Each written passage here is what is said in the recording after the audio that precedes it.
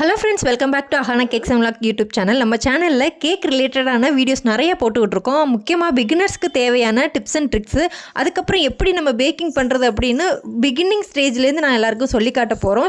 So நீங்களும் ரொம்ப packing கற்றுக்கணும்னு ரொம்ப ஆர்வமாக இருந்தீங்க அப்படின்னா நம்மளோட சேனல் உங்களுக்கு கண்டிப்பாக ரொம்ப யூஸ்ஃபுல்லாக இருக்கும். ஸோ மறக்காமல் நம்மளோட சேனலை லைக் பண்ணி சப்ஸ்கிரைப் பண்ணி ஷேர் பண்ணுங்கள். இப்போ வாங்க வீடியோக்குள்ளே போகலாம்.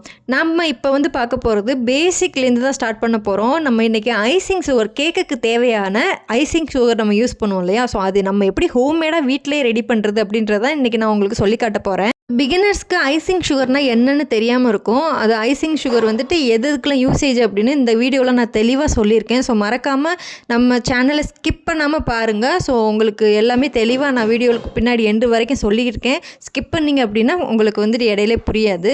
ஸோ இதை ஃபஸ்ட்டு நம்ம எப்படி ரெடி பண்ணுறதுன்னு சொல்கிறேன். அதுக்கப்புறம் இதோட யூசேஜ் என்னன்னு சொல்கிறேன். இன்றைக்கி நான் எக்ஸாம்பிளுக்காக 1 கப் சுகர் எடுத்திருக்கேன். அதாவது வீட்டில் நார்மலாக நம்ம யூஸ் பண்ணுறோம்ல அந்த மாதிரி ஒயிட் சுகர் தான். அதில் ஒரே 1 டீஸ்பூன் மட்டும் நான் கார்ன்ஃப்ளவர் எடுத்திருக்கேன். கார்ன்ஃப்ளவர் அதிகமாக போட்டக்கூடாது. ஜஸ்ட் இது அரைபடுறதுக்காக மட்டும்தான் நம்ம ஒரே 1 ஸ்பூன் போட்டுக்கிறோம். ஸோ இந்த 1 ஸ்பூன் மட்டும் போட்டால் போதும். 1 கப் சுகருக்கு 1 ஸ்பூன் கார்ன்ஃப்ளவர் போதும். இதை போட்டு நல்ல சின்ன மிக்ஸி ஜாரில் இதை போட்டு நம்ம நல்லா ஃபைன் பவுடரை அரைச்சி எடுத்துகிட்டு வர வேண்டியதான். இதில் முக்கியமாக கவனிக்க வேண்டியது அரைக்கிற மிக்ஸி ஜாரில் தண்ணி இல்லாமல் இருக்கணும். தண்ணி பட்டுச்சு அப்படின்னா கெட்டியாயிடும். ஸோ நல்லா ஃபைன் பவுடராக இப்போ அரைச்சிட்டு வந்துட்டேன் பாருங்கள். லைட்டாக மேலே மூடியில் தண்ணி இருக்கும் போல் மேலே பாருங்கள் எப்படி கெட்டியாக இருக்குன்னு. அது மாதிரி மட்டும் இருக்கக்கூடாது. ஸோ அந்த மிஸ்டேக் மட்டும் நீங்கள் கரெக்ட் பண்ணிக்கோங்க. ஸோ இதே மாதிரி நம்ம அரைச்சி எடுத்துகிட்டு வந்துட்டோம் அப்படின்னா ஐசிங் சுகர் ரெடி ஆயிரும். ஆனால் இன்னும் ஒரு மெத்தட் பண்ணணும்.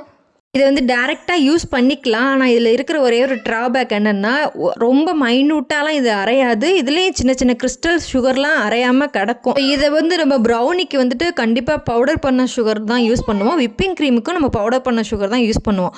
அப்போது ஒரு சின்ன சின்ன துகள்லாம் கிடஞ்சி அப்படின்னா அது ரொம்ப நம்மளை அந்த நேரத்துக்கு ரொம்ப டிஸ்டர்ப் பண்ணும். ப்ரௌனிலெலாம் கீழே போய் செட் ஆயிரும், அடியில் செட் ஆயிரும் சின்ன சின்ன இதெல்லாம் கடந்துச்சு அப்படின்னா.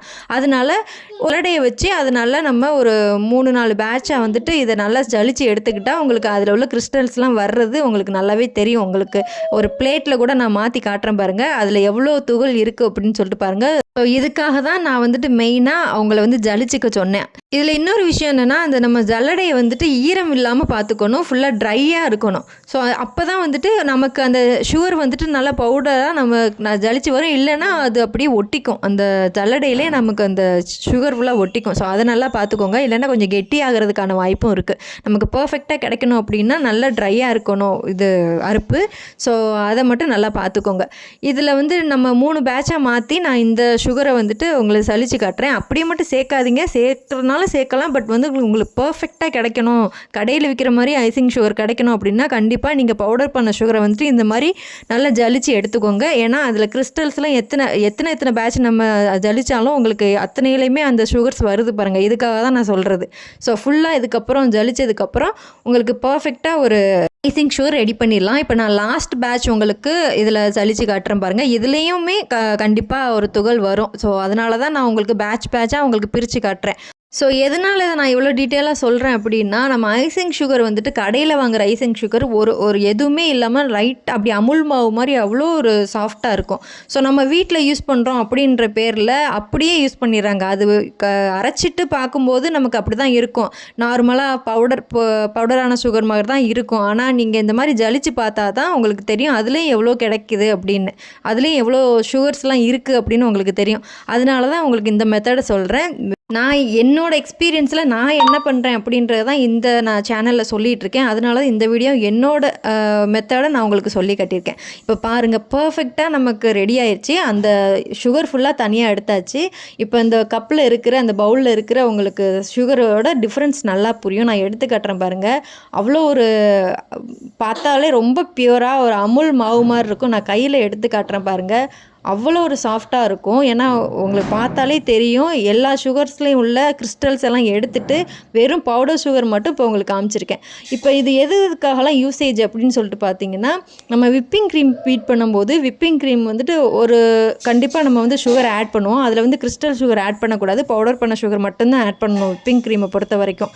ஸோ அதுக்காக தான் இந்த ஐசிங் சுகர் நமக்கு தேவைப்படுது முக்கியமாக. அதுக்கப்புறம் ப்ரௌனிக்கு டவுட்டே கிடையாது. நம்ம ஐசிங் சுகர் மட்டும்தான் யூஸ் பண்ணணும். ஏன் அப்படின்னு கேட்டிங்கன்னா, அது கிறிஸ்டல் சுகர் நம்ம யூஸ் பண்ணோம் அப்படின்னா, அது அப்படியே ப்ரௌனிக்கு கீழ போய் செட் ஆயிரும். அது நர நரன்னு இருக்கும். அதுக்காக தான்.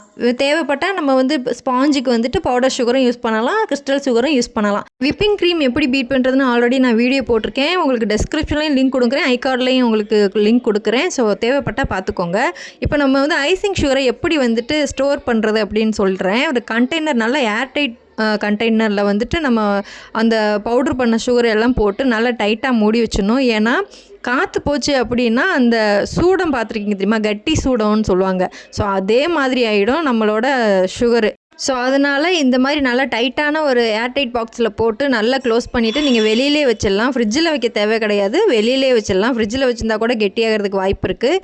ஸோ நம்ம நார்மலான ரூம் டெம்பரேச்சர்லேயே வச்சு இதை அடிக்கடி எப்போ தேவையோ அப்போ எடுத்து யூஸ் பண்ணிக்கலாம். ஸோ அவ்வளோதான் ஃப்ரெண்ட்ஸ், உங்களுக்கு இந்த வீடியோ பிடிச்சிருக்குன்னு நினைக்கிறேன். பிகினர்ஸ்க்குலாம் யூஸ்ஃபுல்லாக இருந்துச்சு அப்படின்னா நம்ம சேனலை மறக்காமல் லைக் பண்ணி சப்ஸ்கிரைப் பண்ணி சப்போர்ட் பண்ணுங்கள். நெக்ஸ்ட் ஒரு சூப்பரான வீடியோவோட உங்களை நான் வந்து மீட் பண்ணுறேன். மறக்காமல் நம்ம சேனலை லைக் பண்ணி சப்போர்ட் பண்ணுங்கள். பாய்.